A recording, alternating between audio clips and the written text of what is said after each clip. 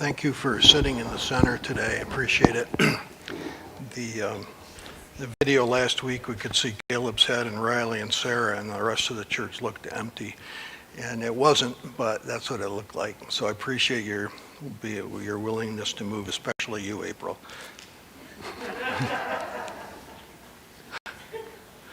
So what I'm going to try to do today is, instead of looking back at the PowerPoint, I'm going to look at the PowerPoint here so that I'm not always going like this during the sermon. And hopefully we can get a monitor set up here, and hopefully we can get the clicker set up here so that I can run this from here. And that will make for a better YouTube.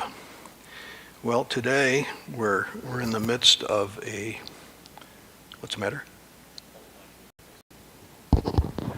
This I thought you meant be quiet.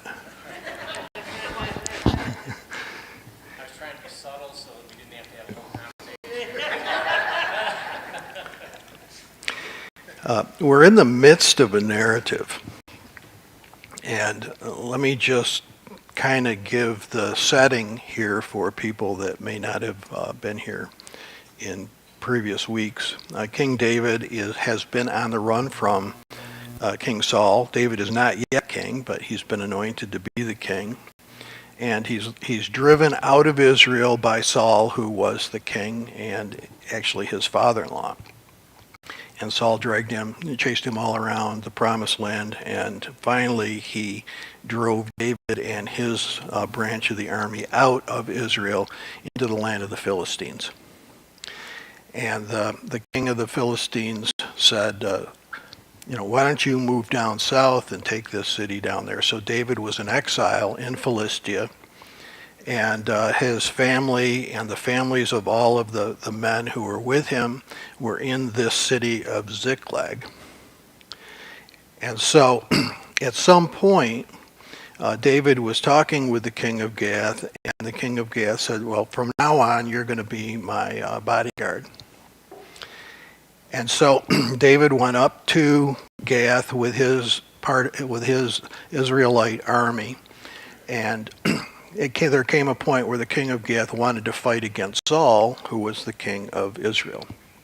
And so the king of Gath wanted David to go with him, but the other 5 kings of the Philistines said, no, this is an Israelite, and we had a war with them many years ago, and that we had some mercenaries from Israel, and they turned on us when we were losing the battle. And so if we let David come, he'll be behind us, and Saul will be ahead of us, and David will try to get in the good graces of Saul, and they'll both fight against us. David can't go with us. And so the king of Gath called David and said, you have to go back to Ziklag. Well, in the meantime, what we don't realize is that David and his army are not defending Ziklag anymore. And so in their absence, the enemies came and burned the city to the ground. And so David set out from Gath, and he marched 3 days to get back there. And when he got back there, the whole place is burned down. His wives and kids are gone, and all the kids and the wives of all of the people in his army are gone. And they have nothing. They have no place to live. They have absolutely nothing. So that's where we find ourselves. Now I want to remind you that the king of Gath is going to be marching north at the same time with the kings of the Philistines, and he's going to be fighting the king of Israel in the north. David is sent to the south, which is a good thing, because if he had actually gone with the king of Gath to fight against his own people, that would have really been a black eye, and it would have caused a lot of problems in the future. So if you want to move that slide up one.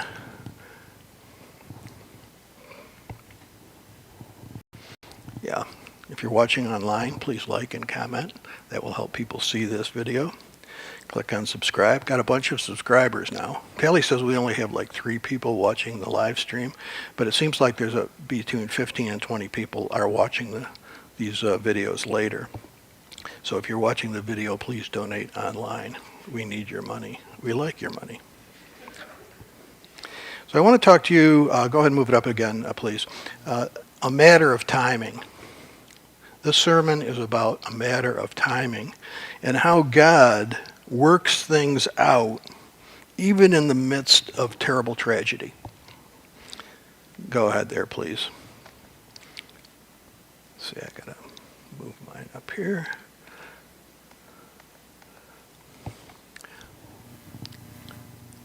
I think we moved you've moved up two. Need to back it up one.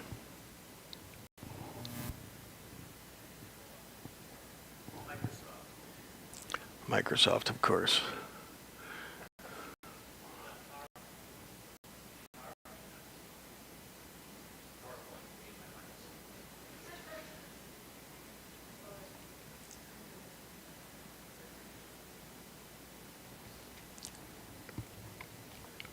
I'll read this and you can catch up. 1 Samuel chapter 30, verse 1. When David and his men came to Ziklag, that's their hometown for the time being, on the third day, the Amalekites had made a raid on the Negev and on Ziklag. Now the Negev is the area between the plain of Philistia and the mountains of Judah, and it's kind of like a half desert. It's not all that great. And so there you go. I see you have it up there. Pardon me? Well, I'll read it to you, no problem. They can see it very well online. So it says on the third day. So we understand that as they get back and they find this devastation, they had marched for 3 days. What do you think their attitude was after marching, being sent out and marched for 3 days before they got home? Are they tired? Are they irritable? Are they at the end of themselves? And when they see that their families are gone,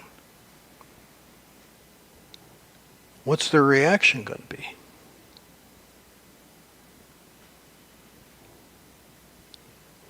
It says they had attacked Ziklag and burned it down and taken captive all the women and all who were in it, both small and great, and they killed none of them, but carried them off and went their way. Why did they not kill any of them? Because they're all women and children. And because they are valuable assets in the slave market. They've been kidnapped and are about to be sold into slavery. So they didn't kill the women and children. It's not that they cared about the women and children. It's that they saw a chance to make some money on this, and they had taken all of the wealth of Ziklag. And so David found himself in a terrible position. Now, can I see the next slide, please? When David came and his men came to the city, they found it burned down. Their wives and their sons were taken captive. David and the people who were with him raised their voices and wept until they had no more strength to weep. I don't know if you've ever gotten to that point, but sometimes people get to that point at the death of a relative, but it was not just one person having the grief of this. It was the whole army. They were in very bad shape, and they had terrible morale at this point. Next one, please. And David's 2 wives had been taken captive, Ahinoam of Jezreel, which is where Saul was fighting in the north country, and Abigail, the widow of Nabal of Carmel. Now, why did these people have multiple wives? Did they have a welfare system? Did they pay women to have babies? There was no such thing as welfare. And when these guys are going and they're killing each other constantly, and it's only the males that are killing each other, there are a lot more females. You know, they say that there's slightly more males born because they're reckless and they die when they're in their teens sometimes. And so by the time they get to be 20, there's about a 50-50 mix between male and female. But when you're in a situation where there's constant wars, that these widows need to be taken care of. And in this one case, Abigail is the widow of Nabal, and so David, yes, Well, wait for the mic.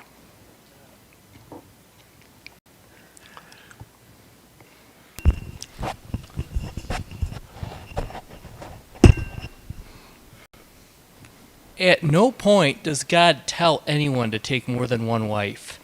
In the beginning, he created the male and female. The two shall come together and be one flesh.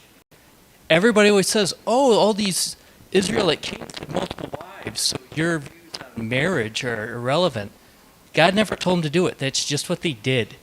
That's true. So it's really not a valid criticism of our religion to say, oh yeah, these people were committing polygamy. And it drives me crazy that people don't ever just say that. It's just recording what they did. It's not vindicating it. See, in our culture, we do serial polygamy, and we don't think anything of it. Because the question in the New Testament was, you know, is it lawful for a man to divorce his wife? And you know, it's totally off the subject, but you know, we're talking about marriage here, and so Jesus said that it's not the way it was in the beginning. It's not the design of God. Of course, it's not the design of God for people to be killing each other in war constantly either, but it is a fact of life. And Jesus said there'll be wars and rumors of wars. It's because of our sinful condition. So at any rate, his wives are gone. I imagine they were nice-looking girls because that's what kings do. Can I see the next slide, please? David was in great danger, for the people spoke of stoning him. Because all the people were bitter in spirit for their sons and daughters, but David strengthened himself in the Lord his God. Sometimes, in some situations, God is all we have. Sometimes nobody else understands what the situation is, and it really wasn't David's fault at all. Well, we can say in some way, well, if he hadn't gone there, then this wouldn't have happened. He would have been somewhere else when the city was burned.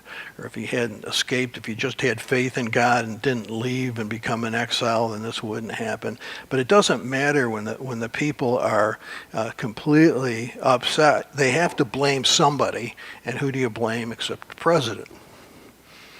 The commander of the army. And so who do you blame? You blame the person that's in charge. And they were talking about stoning David.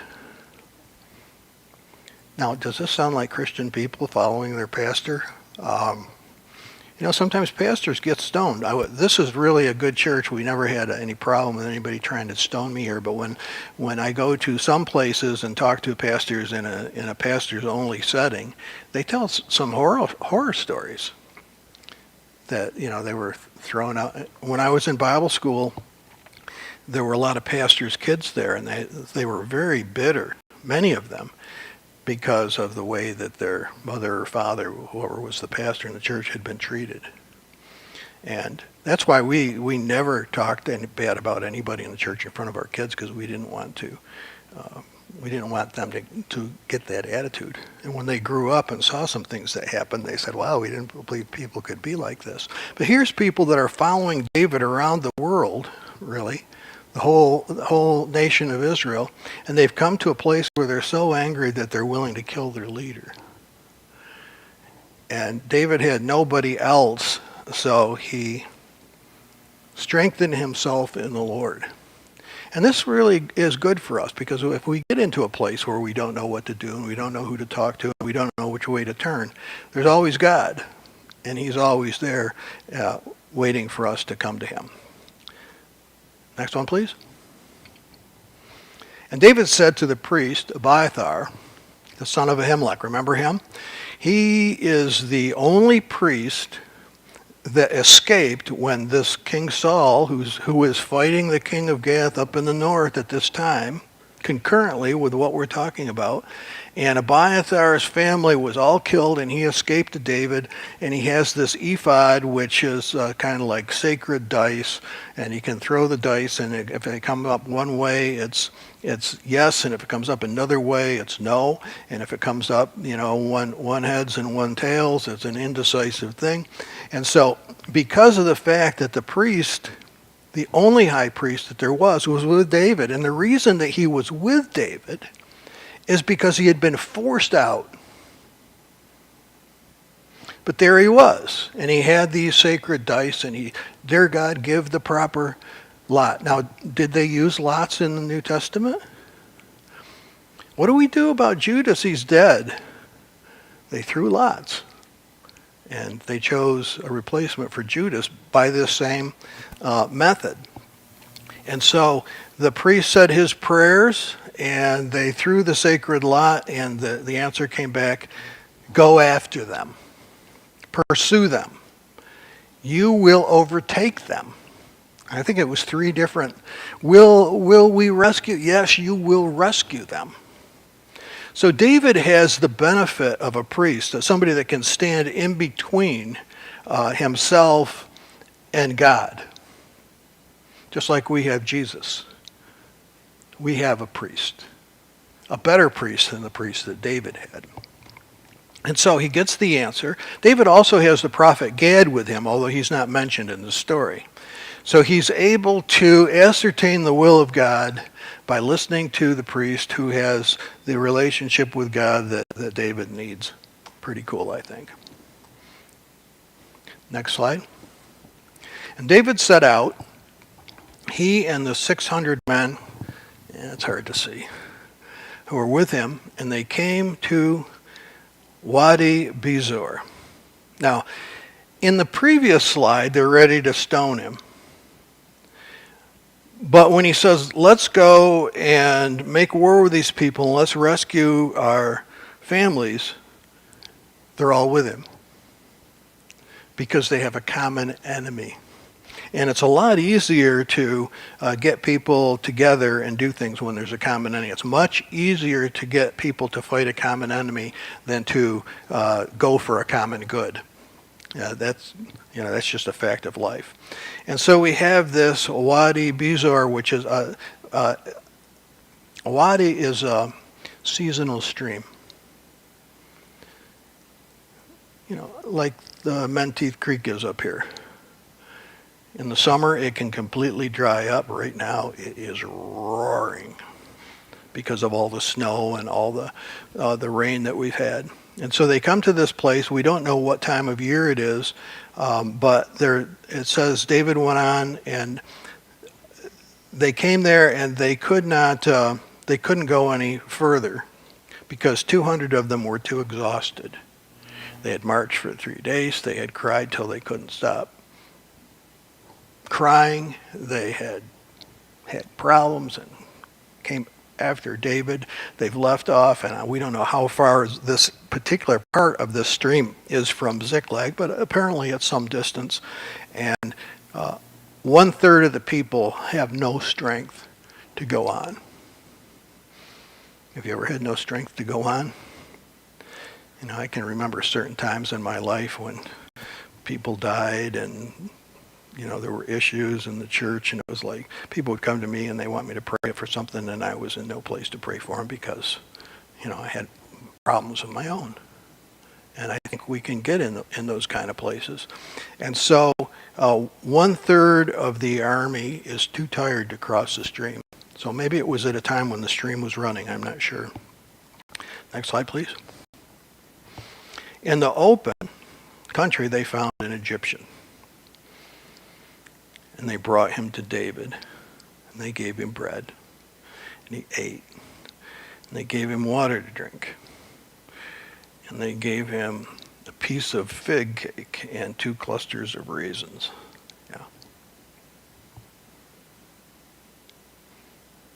Carbs and sugar and water. Guy came back to life.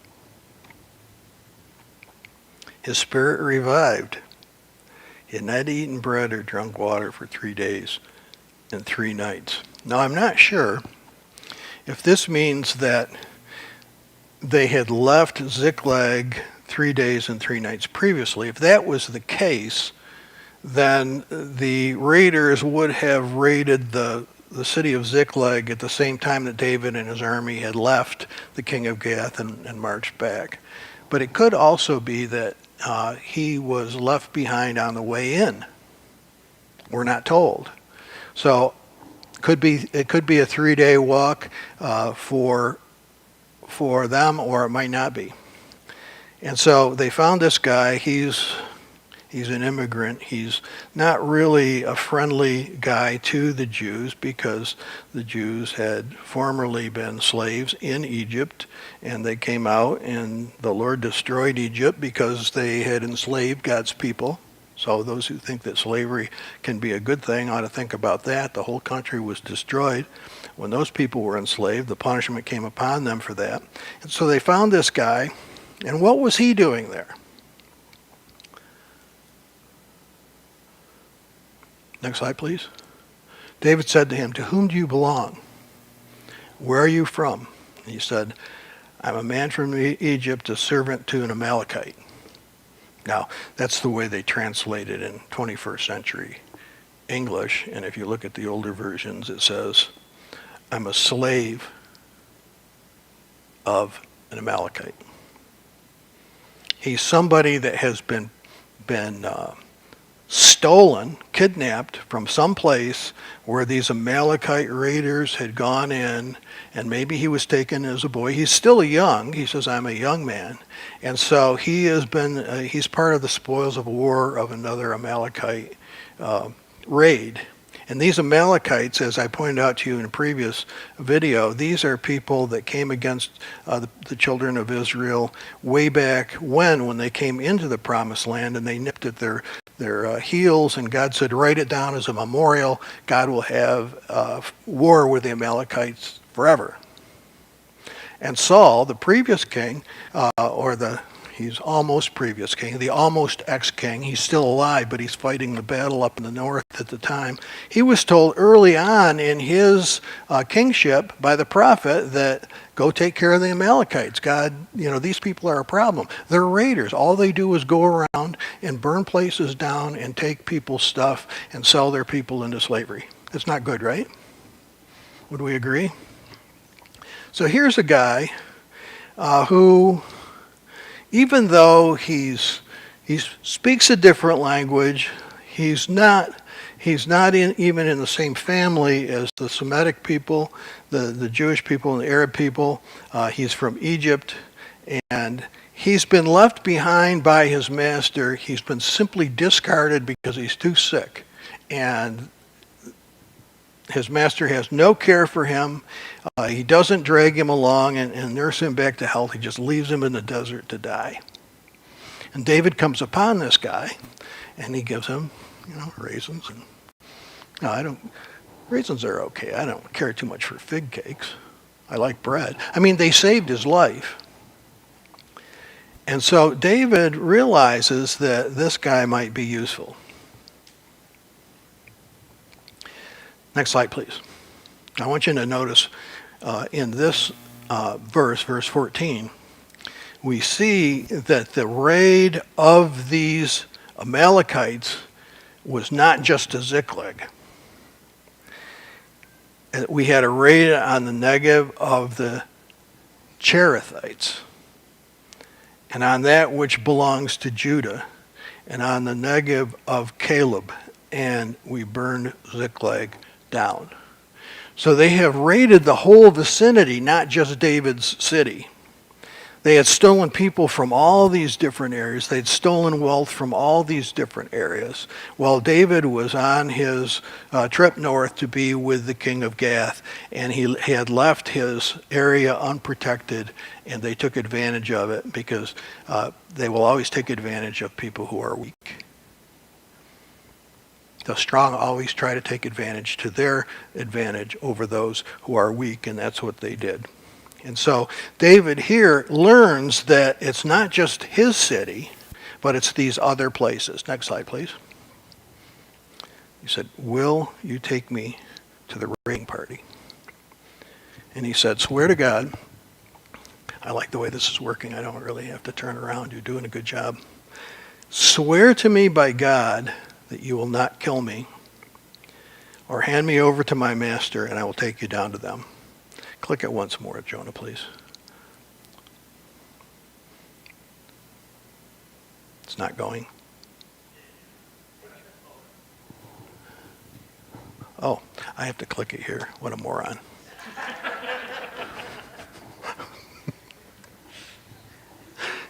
You think that's bad? Last night I was laying in bed, and my phone went off, and I was looking all over for my glasses, and then I realized I had them on. You've done that too? Yours are on your head right now, in case you're wondering. I was working on Ariel's laptop, and I was trying to shut it off by touching the screen. I realized it's your computer. When he had taken him down, that's the Egyptian, they were all spread out all over the ground, eating and drinking and dancing, because the great amount of spoil they had taken from the land of the Philistines and from the land of Judah. Big party, big orgy maybe. Everybody's half in the bag, dancing, and because they had taken advantage of women and children. Because they had taken advantage of a situation that where the people had not been protected by the army, which they should have been. But it wasn't really David's fault, or was it? I mean, we could discuss that. Next slide, please, Jonah. This reminded me of a passage in the New Testament. It says, for as the days of Noah, so will the coming of the Son of Man be. For as in those days before the flood, they were eating and drinking, marrying and giving in marriage until the day Noah entered the ark, and they knew nothing until the flood came upon them and swept them away. So too will be the coming of the Son of Man. And these Amalekites found themselves in this exact same position. They're all cocked. And all of a sudden, David's warriors come in the midst of it and start killing.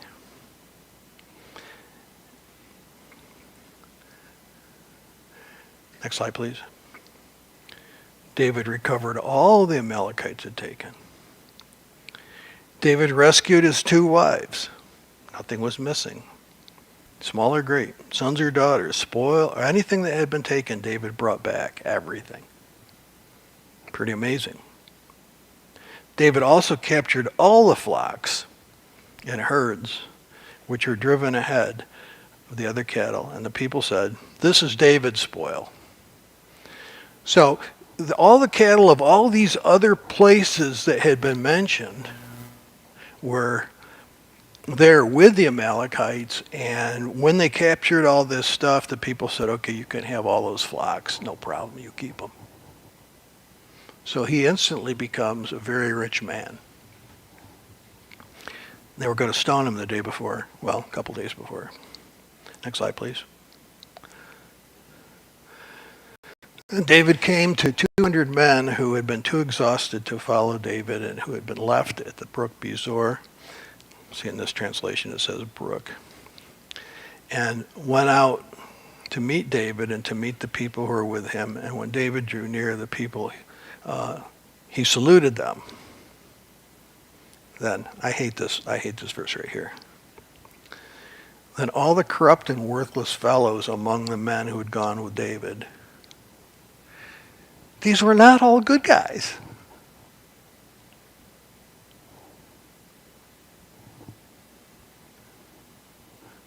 They were corrupt and worthless, some of them. They've been following David. They've been listening to his orders. They've been doing what he told them to do. And it doesn't say they were the corrupt and worthless people who tried to stone him. It doesn't mention anything about their character when they tried to stone him, although we can ascertain that perhaps they weren't the most Christian fellows that ever lived. These people, the 400 who went, among them were some who said, because these 200 didn't go with us, they can have their kids, but the rest of the money is ours.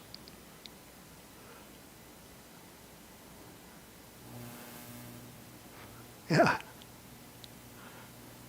So now David has another problem.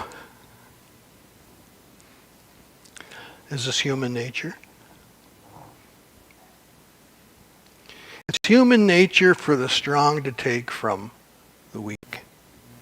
And even among those in Israel who follow David, it's like, well, I can't go to church there because so-and-so goes. I've had people say that. I can never come back to Cheshire as long as so-and-so is there. Well, so-and-so's been dead for 20 years, still haven't seen him. But, they get a bug in their bonnet, a bee in their bonnet. So how do you think these people felt who they couldn't go on? They were completely out of energy. They had no strength to take another step. And after there's a great victory, which they are not around when it happens, but they come back and they realize that, yeah, they've got their wife and kids, but they don't have anything to feed them. They don't have any place to live. And their fellow Israelites are saying, we're keeping all your money because you didn't go with us.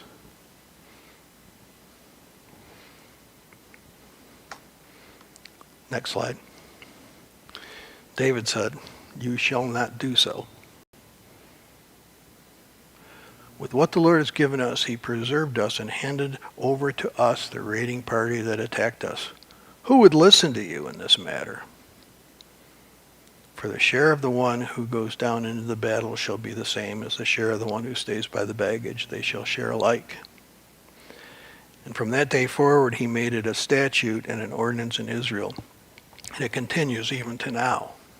So we see a couple things here that this author is there's a period of time that has occurred since this has been written, and this is a precedent. This is a case law that was made that they look back at the earlier decisions, just like the Supreme Court looks back at the earlier decisions and sees what the precedents are. And so this is an example of new law that didn't come from the Ten Commandments, but is based on the Ten Commandments and on the commandment, you shall love your neighbor as yourself. And David stands up for the right thing. Now it says a statute, which is, it's not based on the law, the Torah, or the moral law, but it's a law that has been put into their society, and it's an ordinance, which means it's for Israel only. Doesn't go out to the other nations, but everybody has to share and share alike in the spoils of war. Now, we don't even do the spoils of war in the United States, so it's kind of beside the point for us. Okay, next slide, please. Going back to what the Egyptian said in the previous verse. We had made a raid on the Negev of the Cherethites, and on that which belongs to Judah, and on the Negev of Caleb, and we burned Ziklag down. Now, who are these Cherethites? If you just go ahead and you read through this and you just do a cursory reading, this might not mean much. But look at this. Next slide.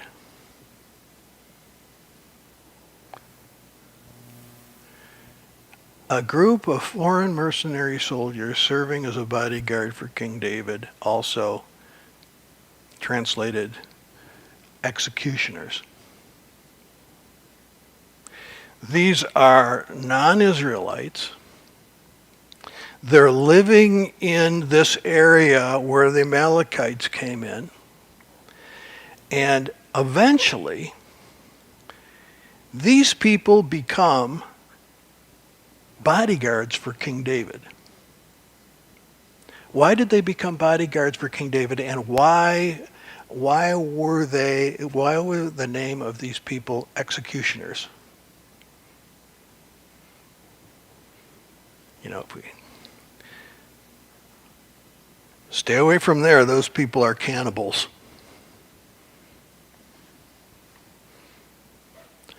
Don't go into that Middle Eastern city. They'll kill you. There's a Middle Eastern city we can't go to. They will kill us. These are frightful people. And somehow these Amalekites came in, and through stealth or something, they had stolen all their wives and stolen all their stuff. And when David went in with his people, he got all of that stuff back. He got the stuff back from the raid on the Negev of the Cherethites, and he brought all the stuff back. They had raided all the area of Judah, which is David's homeland, and they had raided all the area around, and the descendants of Caleb, who was a great, patriarch to these people, all his descendants. And they'd burned Ziklag down. So we see here these people, they're mentioned, and we don't know until we read into the life of David, and we find that these people actually have been converted to David's kingdom, and they become his strongest military supporters. How did that happen? It's because he gave them their wives back. He gave them their money back.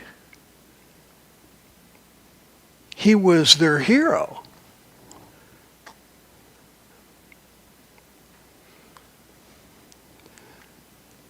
When David came to Ziklag, he sent part of the spoil to his friends, the elders of Judah. Here's a present for you. Those in Bethel.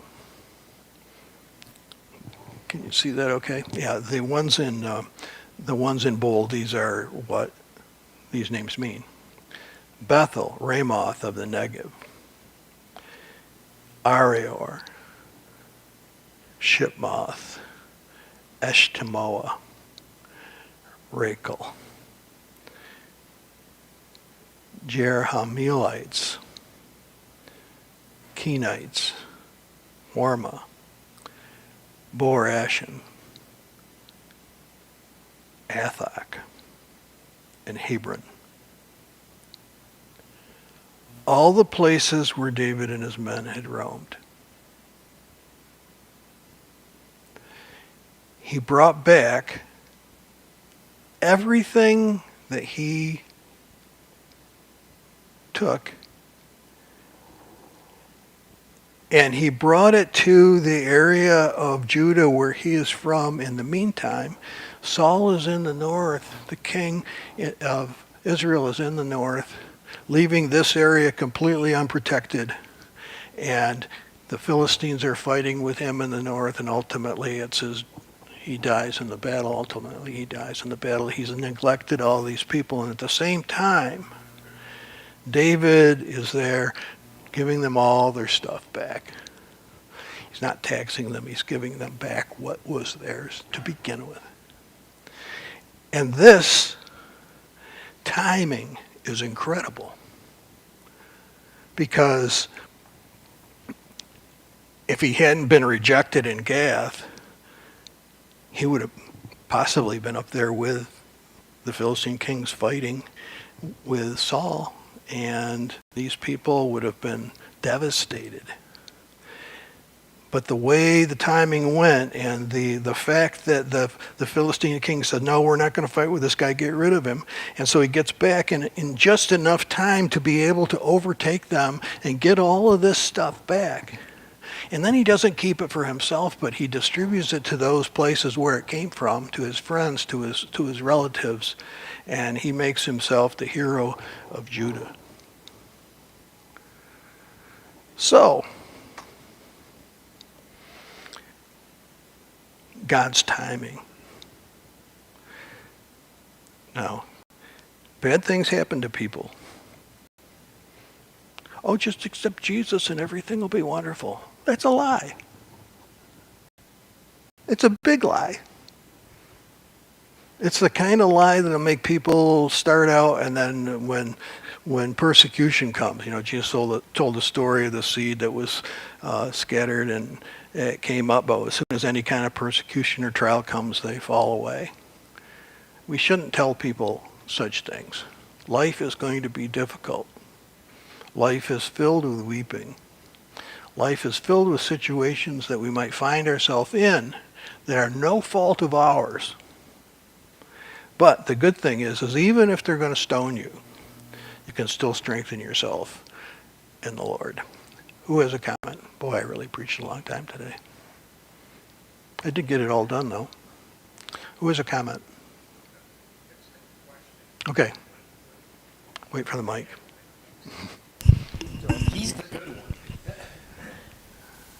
So there's in verse 17, when he went in after them.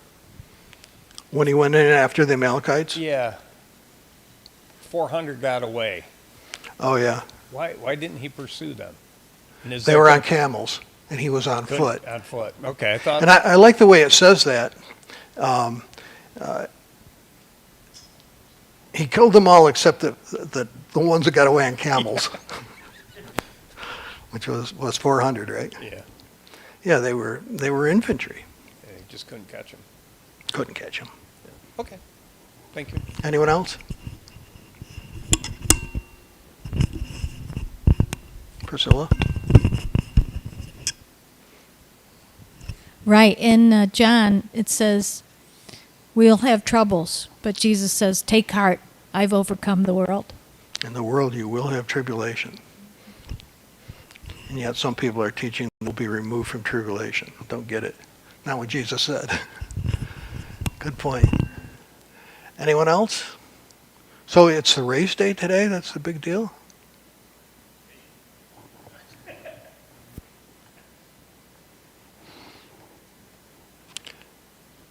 Anyone else? Thank you for sitting in the middle and not making it look like there are three people here. And did you notice that the singing was a lot better? I could hear it a lot better today since we were together. This COVID things separate and all that. It's not good. Okay, as Philip would say, get out.